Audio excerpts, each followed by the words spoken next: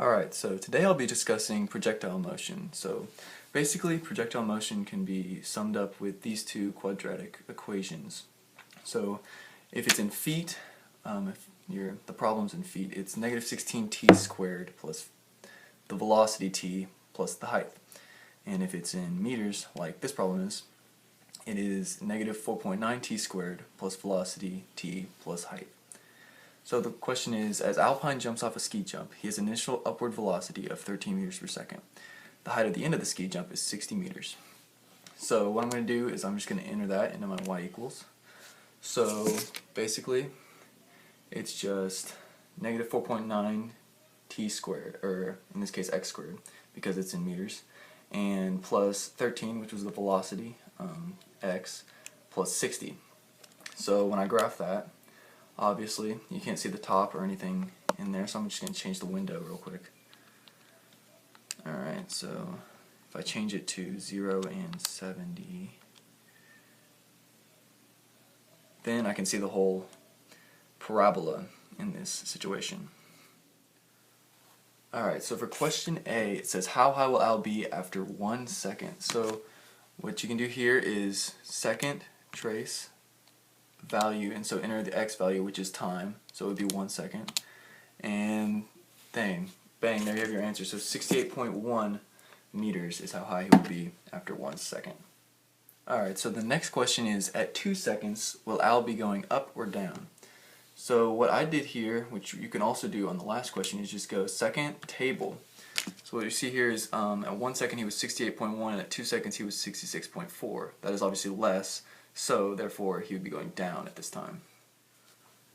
So question C, what is the max height he will attain? So second, trace, 4, which is maximum, and then you gotta enter in the left bound and the right bound of the top of the parabola, and then enter, and then there you got it. He will be 68.62 feet. That's the max. So this next one, number D, is a little bit more complicated. So when will Al pass the same height as the end of the ski jump? So the end of the ski jump is 60 meters. So we're going to go back to our y equals, and in the y2 we're going to enter in 60, and we're going to graph that. And so now we have a line where 60 is, so now we're going to go second, trace, intersect, and we're going to go over to that intersection and find it right there. So at 2.65 seconds he will be at 60 feet. And for this last one, where will Al land his jump? So we're going to have to go back to y equals and make it 0.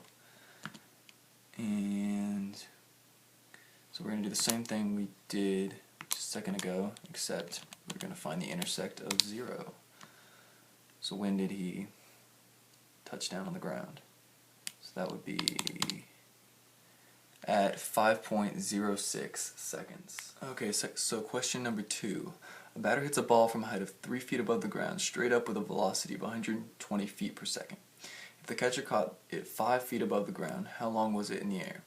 So it's feet per second, so we get to use the negative 16t squared equation. So it's h equals negative 16t squared plus the velocity 120t plus 3, which is the height in which the ball was hit. 3.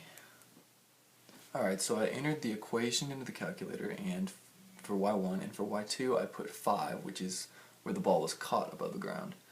So we're going to graph that, and as you can see, you can't really see the top of the parabola, which we don't need for this situation. We just need the intersect right here. So second trace 5, which is intersect, and move cursor down to that intersect, and your answer is 7.48 seconds. There you go. Thank you.